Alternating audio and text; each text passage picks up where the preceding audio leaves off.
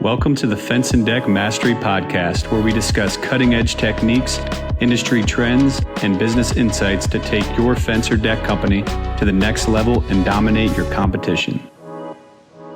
What is up, everybody? Welcome back to the Fence and Deck Mastery Podcast. I'm your host, Alex Danner, and I'm also the founder of Fence and Deck Marketers, which is a digital marketing agency that works exclusively with fencing and decking businesses.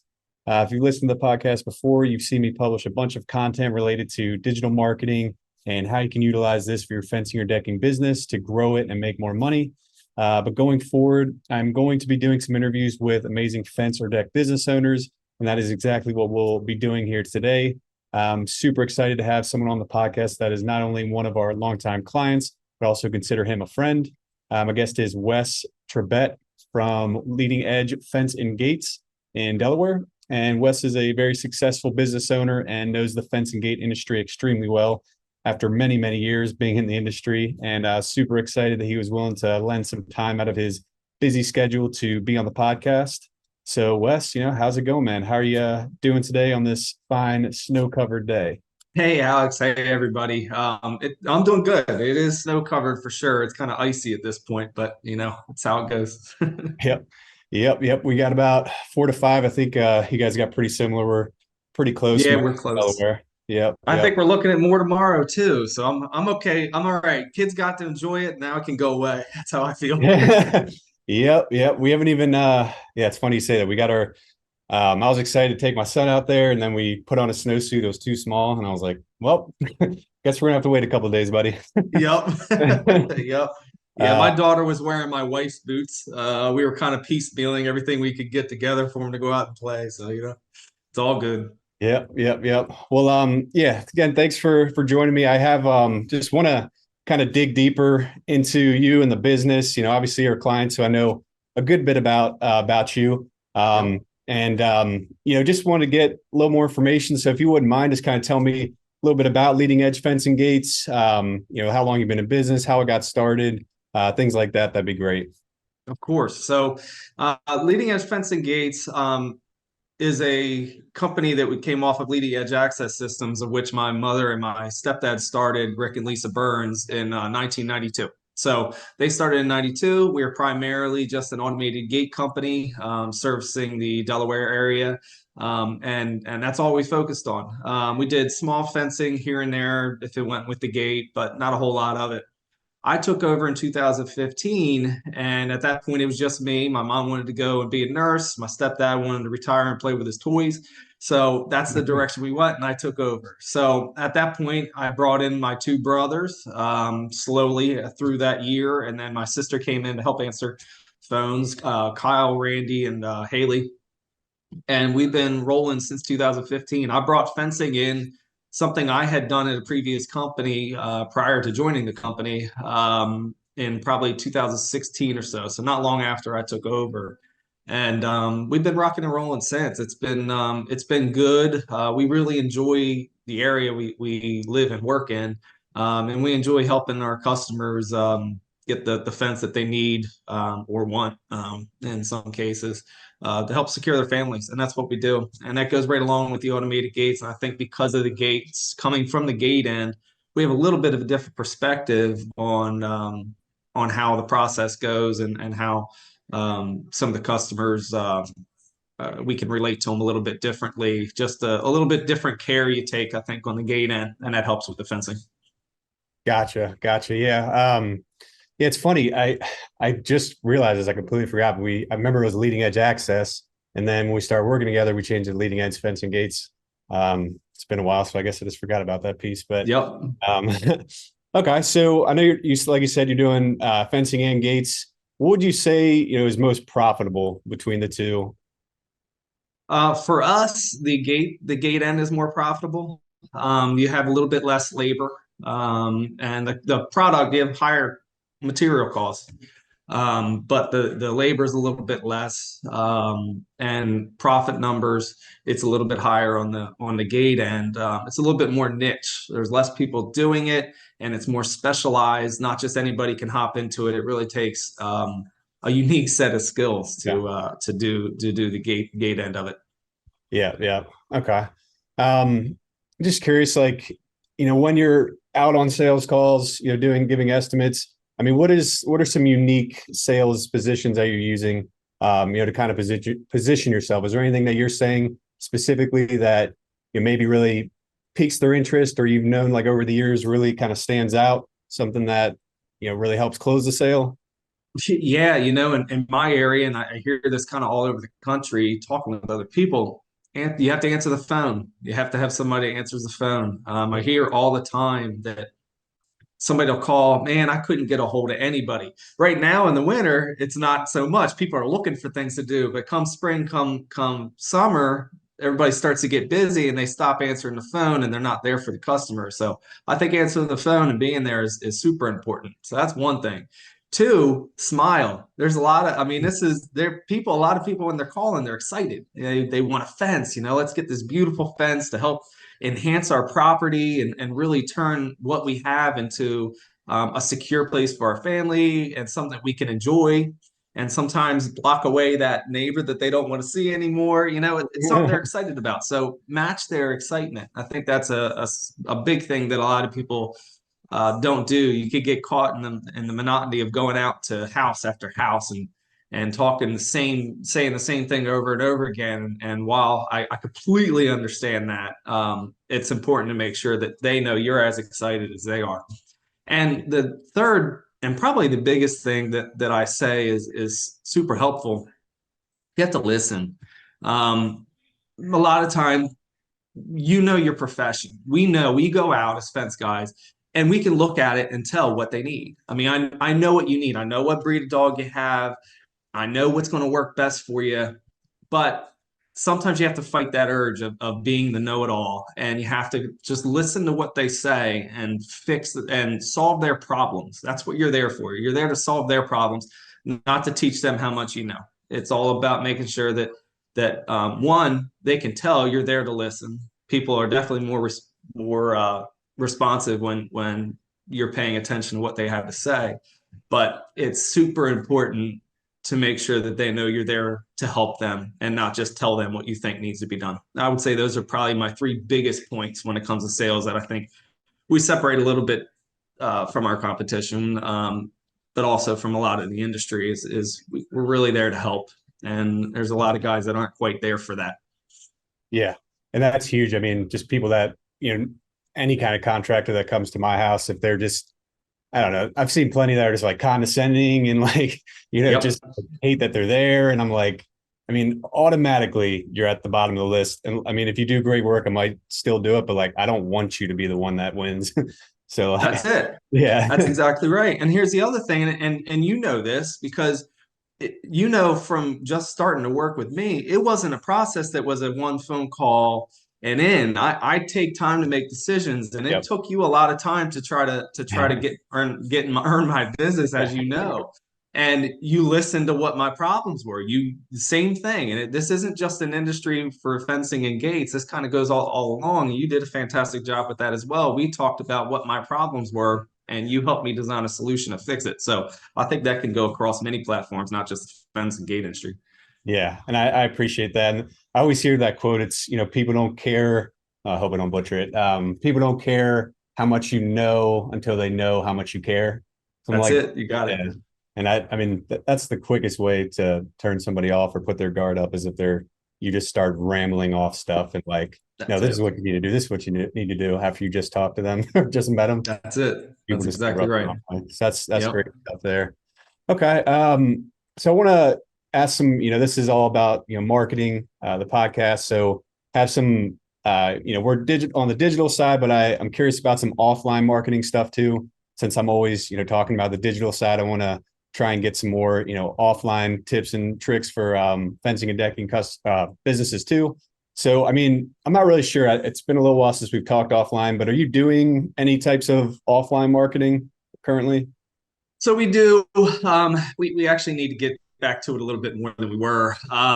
We have door hangers that we put on. We're supposed to. We've kind of gotten away from it. We got to get back to it. I have door hangers that we're supposed to put on the neighboring houses just to show. It's not a real, I say it's marketing. It's part of my marketing budget. but it really is saying, hey, if we're in your way, yell at us, basically, is the essential. It has the contact information. It does have a QR code for the website, but everything on there is, we're doing some work on your neighbor's property. If there's anything that blows in your yard, or if we're in your way, please come let us know. We're happy to move. We want to minimize your the disruption to your day, as much as you're not getting the fence. The customer is happy. You're just in the way. We're just in the way for you. So we have that. We have yard signs as well. So we put a yard sign in the yard. That way, anybody driving around in the neighborhood that we're working in can see who's putting the fence up if we're not out there. That's two things that we do. And a lot of people don't do them and should be doing them. A big one that I think has helped us tremendously is our trucks are wrapped. So we have all of our trucks are wrapped or lettered. We have 5 vehicles. We have 5 trucks, and 2 of them are lettered. I have 3 of them. Actually, we have 6 trucks. One doesn't have anything on it yet, but we have 2 that are lettered and then 3 that are wrapped. And the wrapped, I get people saying, well, I see you guys all over the place. You think we have 16 vehicles running around, but you see the same vehicles if you're running around the same area a lot more than you think you do, but you don't notice.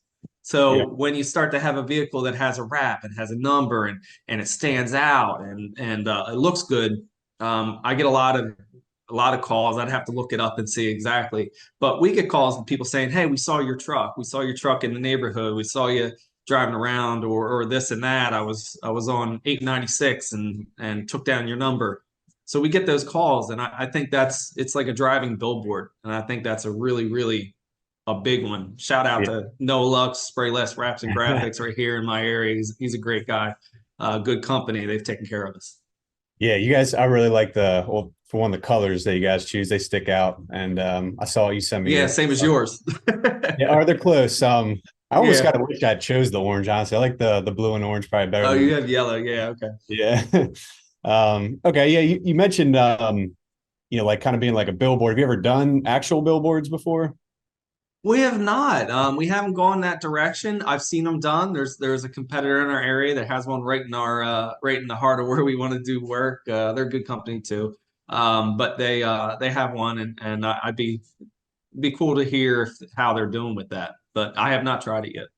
Yeah, I'm not. I would be curious to see the costs and stuff too. I'm not even entirely sure how much they charge for that. I guess it depends me either. on the area or whatever. But okay, and I think that's how I initially found you, was through BNI. Are you still in the BNI chapter?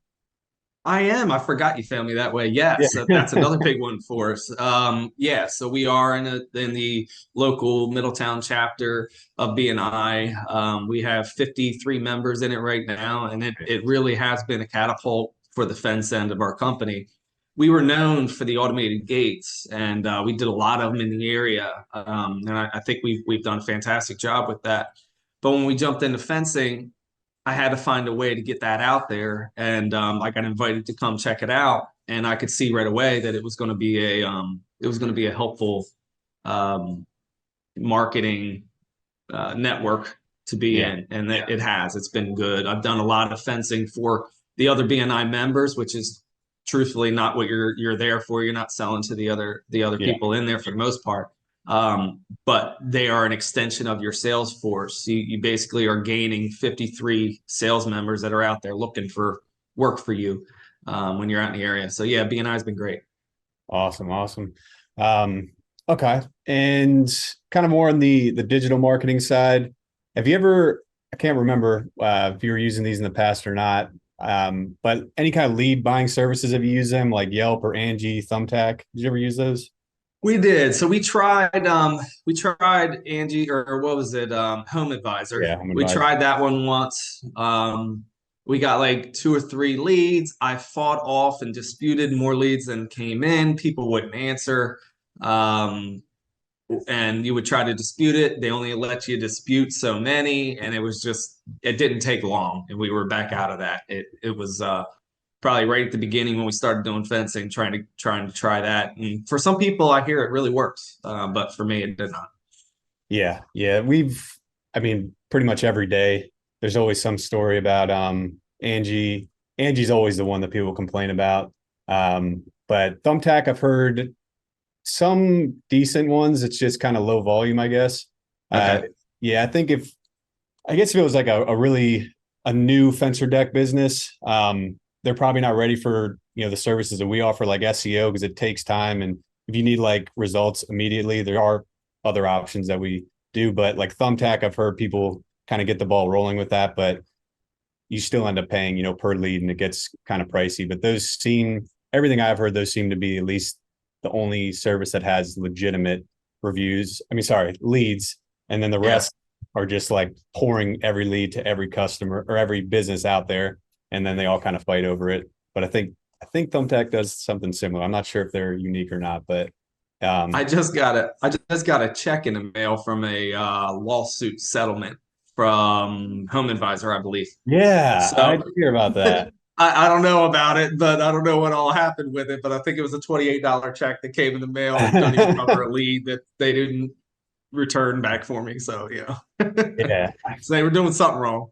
Yeah, I think they were giving leads that weren't legitimate or something like that. Yeah, not It sure. makes sense. 100% makes sense.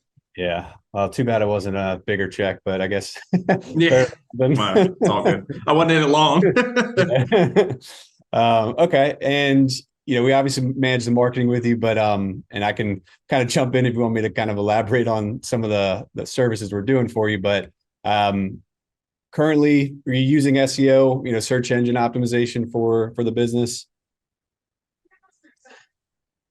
Yeah, I mean, I'm certainly, believe me, this is not my space. Yeah. I know about as little as you could probably know. I know enough to get myself in trouble, but that's why I trust you with it, Yeah. because Yeah. you guys have been fantastic with it. So I'm okay with you kind of Okay. going as much Yeah. or as little detail as you'd like to get into it. It's obviously that's your space. It's Yeah. what you Yeah. guys do. That I trust you. Yeah, I got you. Yeah, I'll just kind of give a little bit update. I won't go into too much detail. But yeah, SEO, that's what we're doing for your business. And basically the whole idea is you want to rank organically on Google. You can pay for ads, which that's also something we're doing with you guys. But most of the leads go through SEO. So it's about 70% of all the traffic is going to go to the organic side. So that's why having SEO, having your website done right, having that ranking, having your Google business profile ranking is so important, because most people skip over the ads. You still get leads to the ads, and it's still a good strategy, which we can kind of touch on a little bit. But SEO is kind of the foundation. If you're a long term, you want to stick around with the business for a long term, that's always something you want to take advantage of. But it does take time, as you know. It's not overnight. If you start a new website, it's going to be impossible to rank number one right from the start. But good news is once you kind of establish it, you're not paying Google for the number one position anymore, which is great. But Yeah, and that's the direction we just had our monthly meeting yep. just a couple weeks ago, and the map that you showed me could show that where we wanted to be is where we're showing up, and the rankings are going up in that area continuously. So as Google is, it fluctuates. You guys are always having to make changes with all the algorithm Yeah. changes that they make. So, but yeah, so it's been good, and it's all been trending the way we want it to go. Cool. And I was touched on search ads too, because we've been doing those with you for a while now, the Google search ads, pay per click. But now it's actually good timing, I guess, for us speaking, because we're right in the process of setting up the local services ads, and those are pretty close to being ready to go right now. But these are another good option, and something to be able to expand your radius farther, because with SEO, you're only going to be able to rank so many miles around. You can rank your website farther away, but that's give kind of a breakdown. You have the ads that are like 30% of the traffic, 45% goes to the maps, the map pack, those three Google map listings, and then 25 goes to the website. So you can rank the website farther away, but it's only 25% of traffic. So that's why the search ads and local services ads work so well. And I'm excited to get those started, because fencing specifically, they work so well. There's a separate category for fencing. So you can tell them, I only want fence installs, and, you can dispute and get your money back if they aren't install leads. Whereas decking side, it's all looped together, which is annoying. It's looped together with patios. So if you don't want repairs or you don't want patio work, it's kind of tough luck kind of situation. Interesting. Hmm. Yeah. And That's interesting. Yeah, I just got the email. I think it was yesterday actually that the background check went through. yep, So that's yep, that's good news. yep. So those are good. I think were you using, I think you ran Facebook ads yourself a few times here and there, right? Yeah, I have. I mean, limited success. Honestly, I'm not as active as I want to be. That was one of the points that I discussed with my team for this upcoming year. Is I certainly want to get a more routine posting out there. I think we have the team to do it. It's not something I think that I need to attack myself, but I'm not the best at it, but Yeah. there's tools out there to use. So we do that a little bit, and I'm part of a couple really good communities. I mean, Facebook's been great for the fencing industry. There's a lot of people and a lot of podcasts and stuff that are out there, um, but there's a lot of people that you become friends with, and on Facebook, they're good at showing you what you're interested in. So obviously, I have a lot of stuff that's fence that pops up on my feed, and that's fantastic because I get to see some of these other companies that I look up to, or even companies that are on my level, or kind of all over the place, big, small, one man shows, 10 crew shows. You know, I could kind of see how they do it and see what their stuff pops up and see what theirs looks like, and you could see the success, and so you get some really good ideas off of that. So we're going to try to implement a little bit of that this year. Awesome. Yeah, the social media side is it's definitely trickier, I guess. Finding the time and getting, the crews to do it or having someone that's dedicated to do that. But any Yep. kind of video is a great idea. That's where everything's going right now. And Okay. it's cool to see. I mean, my page is covered with fencing, fencing and decking too. And I always like to see, not only the finished products, but it's very nice to see a video of like kind of the crews and how, I guess, showing the process a little bit more. And Yeah. also just showing the face of the owner or whoever customers are going to be interacting with is huge, because then it's kind of like a weird psychological thing. I've noticed this with ads and stuff. If you see the owner's face or you see it on the website, it just adds a little bit more of a trust element, because they're like, okay, this is who would be showing up, even if it's not the Yep. person that shows up, but it's just a face they can kind of trust. Hopefully Yeah, it's and associate. Yeah, you yeah. certainly can associate a company with a face a little Yeah. bit easier than just an ad. Yeah, exactly. Okay. And then, we kind of do the breakdowns of the leads and stuff. So I know, like, from our end, what we typically see, but I'm curious to see from your end if you have any opinion on what you see bringing in the most leads from digital marketing. I mean, have you ever guys kept track? I know with Haley, between SEO or the search ads or the Google ads, you guys have any kind of I guess idea which one seems to produce more in your eyes? Yeah, so we do track it, and I wish I would have kind of looked at it prior to our meeting or to the podcast. I I do. We have Job Nimbus. That's the CRM that we use, and we ask every customer, "How'd you hear about us?" Or we take down and note it, so we can break it out and see where it's coming from. I know, just to kind of speak, obviously, what have you done lately is super important. Right now, we're getting a lot of our website. We're getting a lot of leads coming through the website with the forms or the contact forms and the Google Ads stuff. So right now, that's a lot. I think we've had maybe 4 this week, and it's been slow here lately. It's just the way the winter goes. But I think we had 4 just from the website this week, and they've all been pretty legitimate. And I've either sent a quote out or working on it right now. Nice. Wow. Yeah. Hopefully, or not too much longer till we're out of the winter season and stuff starts Yeah. again. Yeah, we'll be good. I will say, I mean, the past week and a half, things have started to pick up here. Yeah. What is it? Halfway through January at this point, and things have started to pick up on our end. So it is trending that direction, and I think everything that we've done working with you and we've got a fair amount of referrals coming in right now too. customers that we've already done work for. They've got another property they want work at. So we have a fair amount of that. I think all of the things, the background that we've worked on is going to help propel us in a year that a lot of people think is going to be a lower year on leads. So I think we're set up to do pretty well. Yeah, yeah, absolutely. I would agree. And super excited to see the LSAs get started and Yeah. really show you what they can do, because they're working extremely well for fencing companies, and low cost per lead, which is nice. And that's just the only thing is which we already talked about, the gate side. If you're doing gates, there's no real way to target gates.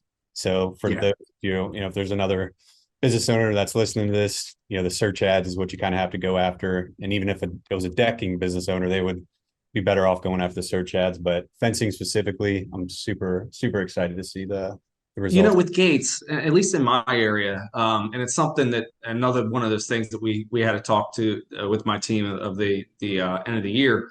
I think that the opportunity for gates is, I think we need to get out there and do a little introduction type stuff. There's a lot of gates that are out there. You can tell they haven't been maintained. I mean, that's something that we should absolutely, and we plan on going around and kind of just introducing ourselves and letting them know that we're here for any maintenance if it hasn't been touched. We're obviously any repairs that come up.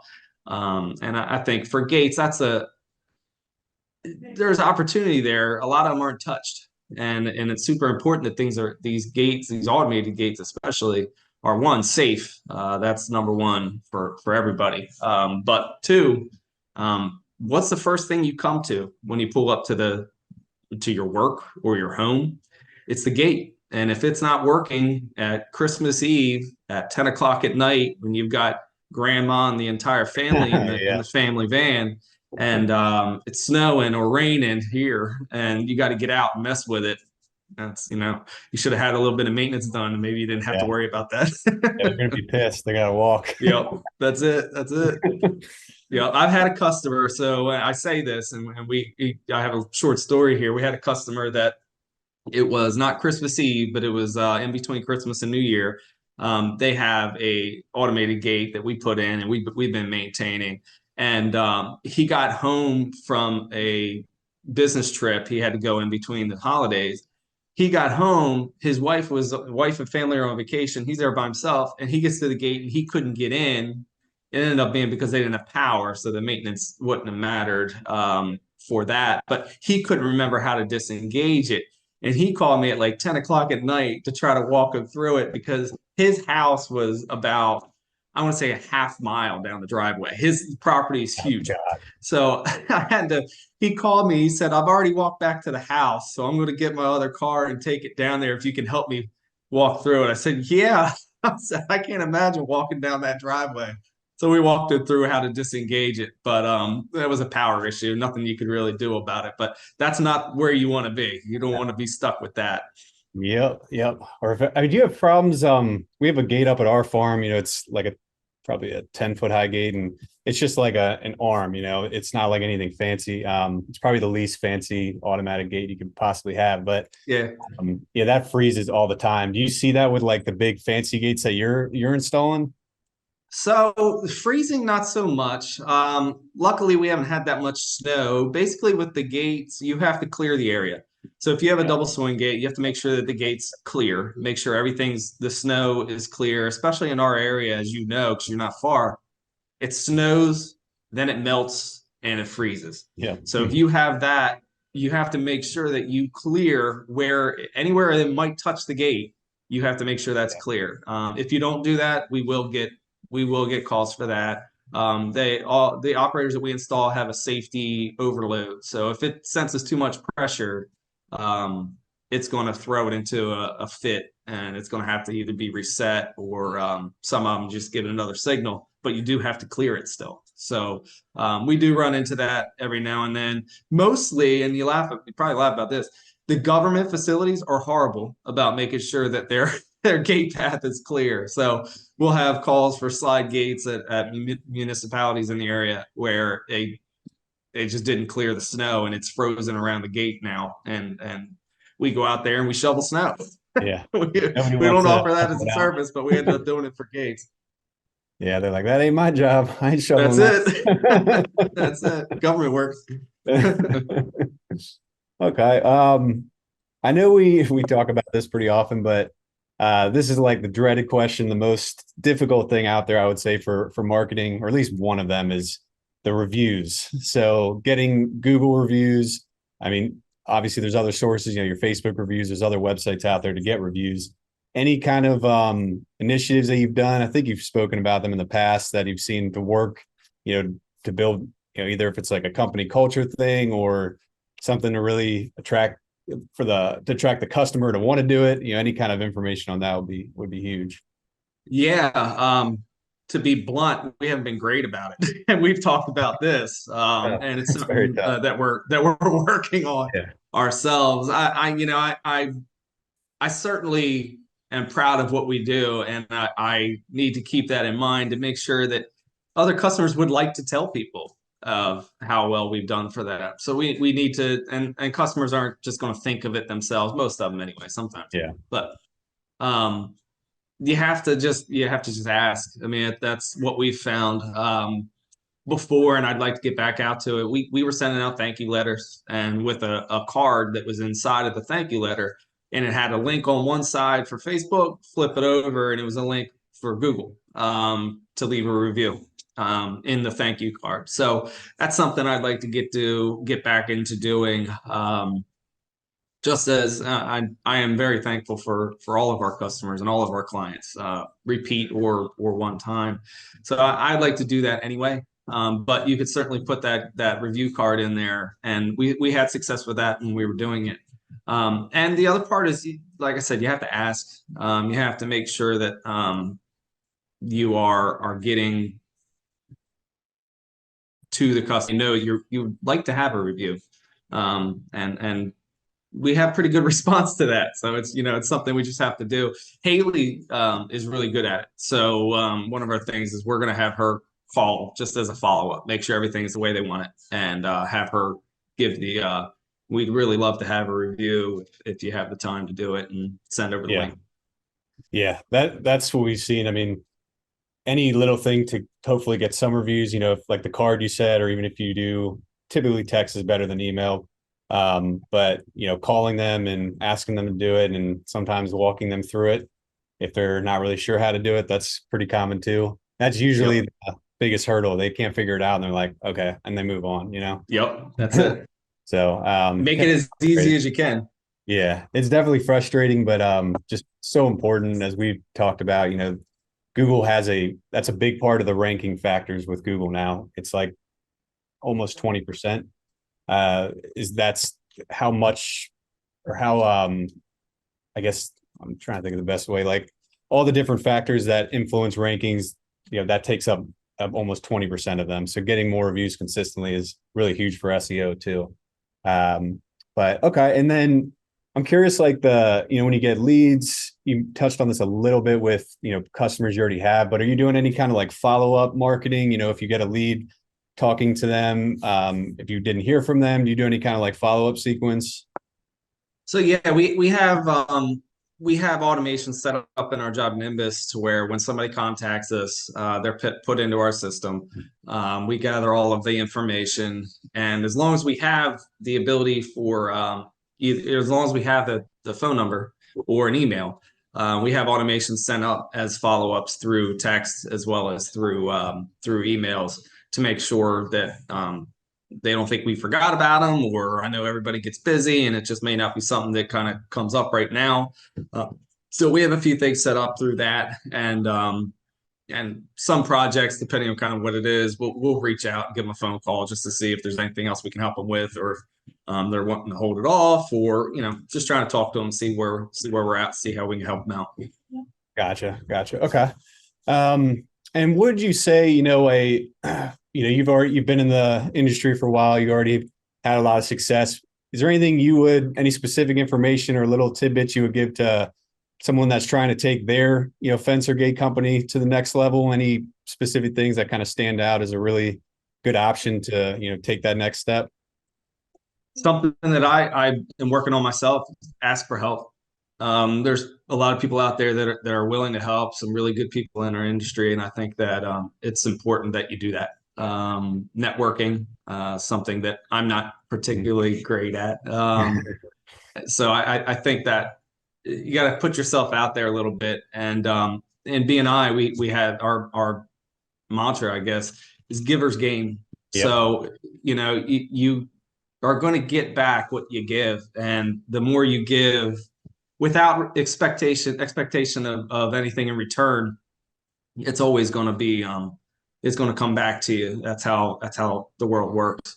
So I truly believe in that. So I think that you have to have a server's mindset to get to where you want to go. Yeah, I like that. And I remember when I first heard that in BNI, like the giver's gain. And I think about that all the time. Just if you live like your entire life just expecting everything you do, you only do it because you're expecting, reciprocity. Like it's just a sad life. Like the more logical sense, it's sad to live that way regardless, but like if you actually expect that, you're gonna be very disappointed more than likely too. But it feels good to help and contribute and things like that too. It does. Yeah. I mean, that's the other end of it. There is a selfish way, part of the giver's gain. I mean, you do get a good feeling when you do that. I mean, there's definitely there's a good side of that personally for you, outside of obviously you're helping somebody else, but you do get a good feeling out of it too. So I mean, that also is part of the mind frame, is you get that good feeling, you can obviously roll that into the next and change your mindset for the entire day. Yeah, and that's a good point to anyone that's kind of more like tit for tat kind of thing. That's how they kind of go about life. I mean, thinking of it that way kind of helps break through, I think, maybe, or would help break through to, you're getting something out of it by helping other people. So yeah, I like that. Yeah. Okay. Any additional, nuggets of wisdom or insight that you'd like to share? I mean, right now, I think I'm pretty good, but I mean, I'm an open book. Anybody has any questions? I mean, I help. So I'm happy to get in contact. Anybody has any questions? I certainly don't know everything, or don't know half as much as a lot of people. So, but I'm here to talk about it. Sometimes we can walk through some problems together and maybe help myself out at the same time. Yeah. So, Yeah. but yeah, I'm here to help anybody who needs anything. I'm happy to do that. Yeah, and Wes is a humble guy. He definitely knows a lot, and and definitely would, I'm sure, be able to tackle a lot of different problems fencing and gate owners have. But yeah, that was pretty much all the questions I had. Wes, Leading Edge Fence and Gates. If you want to check out the website or social media, that's the name, Leading Edge Fence and Gates, and then the website's leadingedgeaccess.com. But yeah. Wes, just want to, thank you again for coming on to the podcast and being so open with your information and sharing with other people. And, I hope everyone listening that got a lot of value from this, which I'm sure they did, because you shared a ton of really helpful things. And, just want to thank you for that.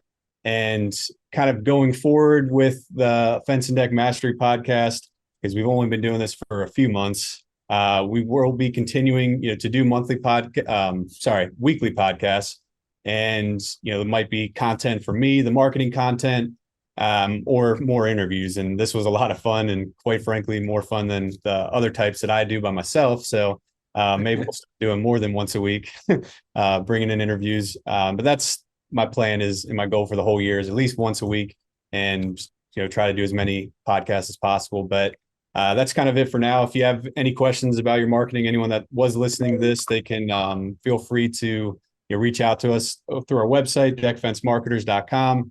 And you can check out all our social media channels. We put out a ton of free content on Facebook, Instagram, TikTok, LinkedIn.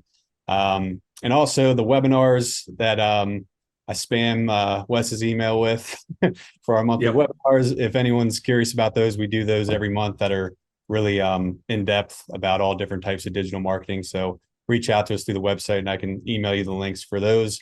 That's it for today, though. Thanks, Wes, for joining. Thanks everybody for listening, and I hope everyone has a great week.